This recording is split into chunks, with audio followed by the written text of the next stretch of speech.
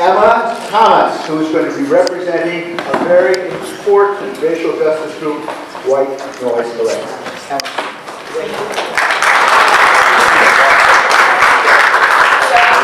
Fifth grade. I'm also a mover. Do people need a stretch break right now? Feel free to stand up. I'm going to stretch a little bit. Okay, we're having a stretch break. Stretch break.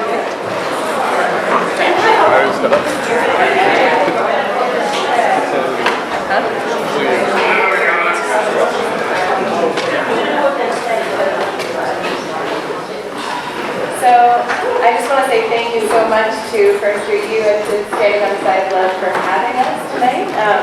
It's so wonderful and hopeful to see so many people here to talk about this stuff. I think I echo what Michael was saying about the hope that the actions in recent months have given me, and seeing how many people show up time and time again has been wonderful.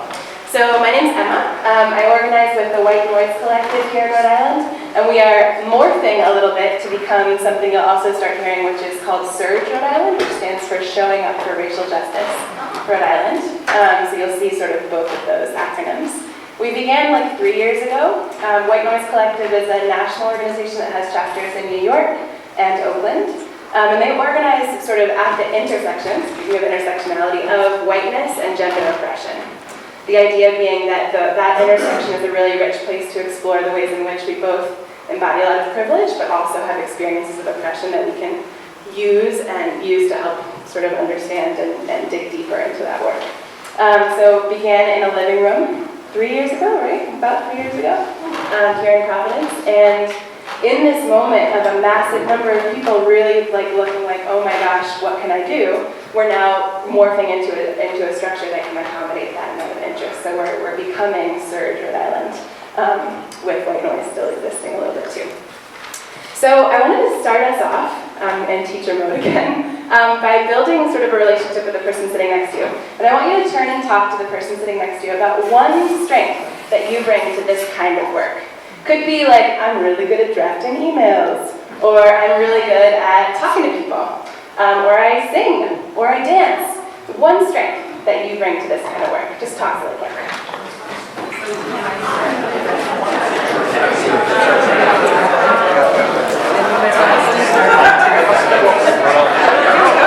Really have to meet you, so hi. Right. Thank you, I do quite that. I'm always happy to meet you. That's my point of pride. And you're amazing. I know. And I do that too. I never thought it would happen. You know this person? Really good feeling. Because that thing happens without having to do it. I like that too. So very nice. That was great. No, I've never met him, even though he's written for us. Right? He's awesome. He's so happy to have him. I'm glad to hear his story. I didn't know where he came from. So. I was in first like an invitation.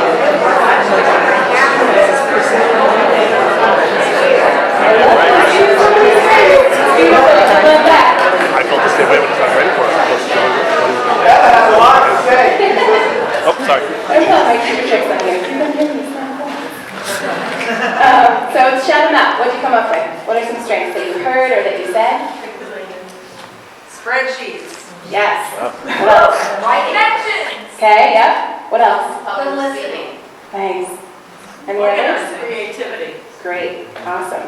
So I wanted to start with that because SURJ, Showing Up for Racial Justice, organizes from this place of, in order to create that world of justice and love that is our vision collectively, we need a multiracial coalition, and we need all of our diverse strengths. And so what we focus on is we are a group of people that organizes to bring more white people into this struggle for racial justice. That's our goal. And SURJ has a really specific number on that based on research that they've done about how many people, what percentage of a population needs to be mobilized on the streets to really change things structurally. And so they're organizing across the country. There's chapters doing stuff all over to get more and more white people involved. And we need all of our diverse strengths. We need the spreadsheets, we need the creativity, we need the art power, and that's really, really important. So a little bit about what we do, so you have a better sense of it, and I'll get into the nitty-gritty a bit, is really sort of starting from that place of how do we stand in solidarity with people of color-led organizing so that we're not doing the leading, but at the same time we don't sit back and say nothing and just try to follow people's lead all the time. You know what I mean? Like it's an active process of standing in solidarity and figuring out where we can be the most useful. So some of that work looks like different actions, helping to organize different actions. We often marshal actions, which means you help people sort of like figure out how they stay in the spaces. We sometimes organize actions, like yesterday there was one that was against the second, now Muslim ban essentially people are calling it. But often we're there to support actions that are happening. We support a lot of work. There's a Community Safety Act, which I want to give a shout out to, that we're really supportive of. And trying to do our best to bring as many folks from our sort of circles of white folks into that conversation, because the Community Safety Act is an anti-police brutality, police accountability, like how do we keep all of our neighbors safe? And that takes all of us to make that happen. We also, as Michael mentioned, have a childcare collective, which is one of the pieces of our work that I'm most excited about. And that happens sort of under the umbrella of our resource redistribution working group. The idea being that we as white people, whether we come from financial wealth or not, have disproportionate access to a lot of resources. Many of us have cars. A lot of us have extra time because we don't have to have multiple jobs. And we can leverage those resources to make it possible for people of color and folks who are most affected by a racist and patriarchal society to show up to things that they otherwise couldn't. So we try to facilitate that by having a child care collective that can provide child care at people of color-led meetings so that parents, who are some of the best organizers that ever existed, can show up and not have to worry about taking care of their 3-year-old, 4-year-old, 5-year-old. And we also provide rides to some of those meetings. So that's a couple of examples of the ways in which we try to be sort of accomplices behind the scenes to facilitate the leadership of people of color. We have a couple of other working groups too. Base building is one. And the focus of that working group is to bring in as many people as possible. So that's the group that will organize actions, that does a lot of canvassing for things like the Community Safety Act, door knocking, conversations. How can we get more people into this conversation? And the third is education. And education is all about how do we continue, even as we take action and assuredly mess up all the time, how do we also continue to deepen our understanding both internally within our organization, but also to spread that and bring people in through things like a dialogue series where we sit together and reflect on readings. So that's kind of a smattering of the work that we do. There's a lot that I didn't talk about, and we also are always growing. I think you were super, super complimentary, and we are always learning and always growing and trying to understand how we do this work in a way that's accountable to people of color and other folks who are affected by it. I also just wanted to sort of talk a little bit about my own, sort of what's grounding me in this right now. And I would say, I think about it, and I don't know if people in here will resonate with this or not, but I think for many of us, there's like a long journey of understanding that never ends. And I grew up in a family that has a really long and ugly history. My dad's family owned slaves in Virginia, and that plantation is still like in our extended family. And my mom's family came here like 300, 400 years ago and settled in New England on what is indigenous land. And we've been colonizers here ever since. And so I was super lucky to grow up in a church very much like this one, where these conversations were totally in the lifeblood of what we did together, and in a family that was really honest about that history. And so I think I was lucky in a lot of ways to get to that place of guilt and be able to move through it to a place of action pretty early in my life. Not that I don't ever return to that guilty place, but to be able to sort of push through that and say like, okay, that's awful and horrible, and what is my responsibility therefore? How do I move to a place of action because of that? And so one of the things that I've been thinking about lately that I think is also really important to sort of bring into the room is this idea that, we need a multiracial coalition of everybody to tackle these issues. And there can be a dynamic of when you're moving from a place of guilt or shame around how things are, of coming in and trying to help and be a savior to people who are doing this work, right? Like I feel so horrible about my awful family history that I'm gonna come in and just do whatever I can, and it's much more about sort of that selfie mode of guilt and shame than it is about actually being useful. And so one of the things I've been challenging myself to think about is what I lose through white supremacy. Like how has my family been harmed by its participation in white supremacy? Not to say that our family harm is in any way comparable to the harm that we cause and caused other people, but what do I lose? What's my investment in the dismantling of the system? Not just in my vision of what the world could be without it, but like what would my family be able to be without white supremacy, without participation in white supremacy? So one example of that is my ancestors come from Wales. And the fact that when my grandmothers arrived here, there's all sorts of amazing folk healing traditions in Wales.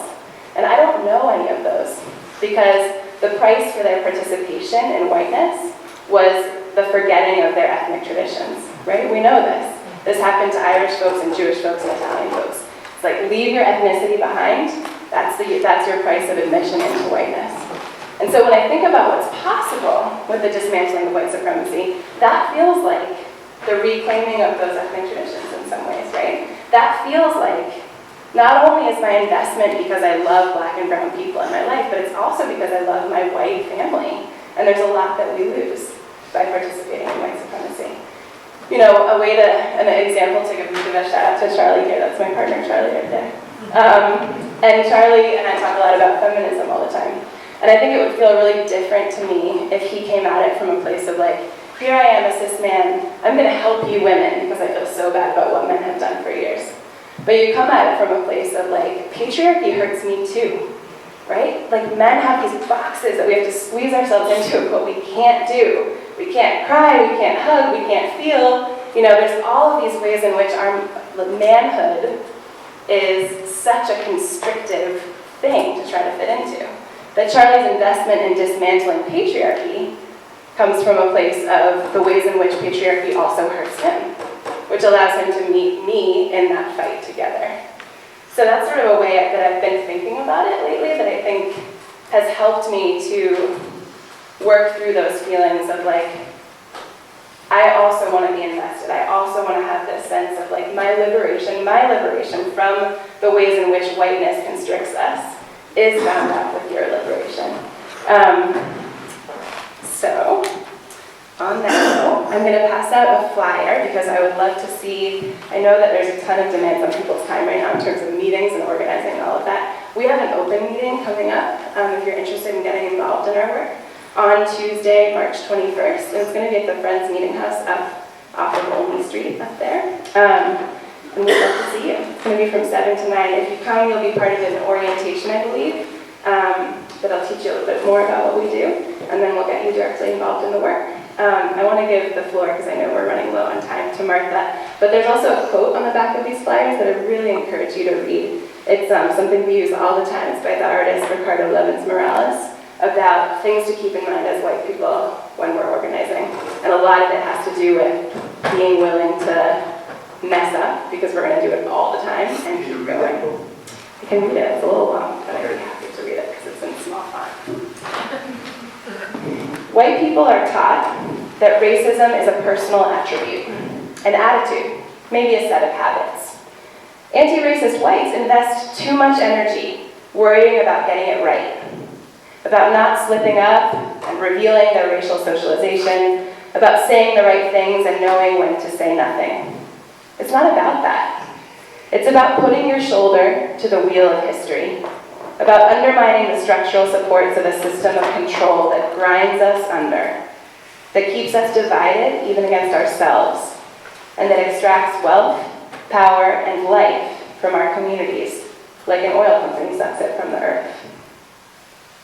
The names of the Euro-descended anti-racist warriors we remember, John Brown, Anne Braden, Miles Horton, are not those of the people who did it right. They are of people who never gave up. They kept their eyes on the prize, not on their anti-racism grade point average. This will also be the measure of your work. Be there. No one knows how to raise a child, but we do it anyway. We don't get it right. The essential thing is that we don't give up and walk away. Don't get me wrong. It's important to learn and improve and become wise in the ways of struggle or of parenting, but that comes with time. It comes after the idea of not being in the struggle no longer seems like an option. One more thing. You may not get the validation you hunger for. Stepping outside of the smoke and mirrors of racial privilege is hard, but so is living within the electrified fences of racial oppression. And no one gets cookies for that. The thing is that when you help put out a fire, the people whose home was in flames may be too upset to thank and praise you, especially when you look a lot like the folks who set the fire. That's okay. This is about something so much bigger than that. There are things in life we don't get to do right, but we do get to do them. That's Ricardo.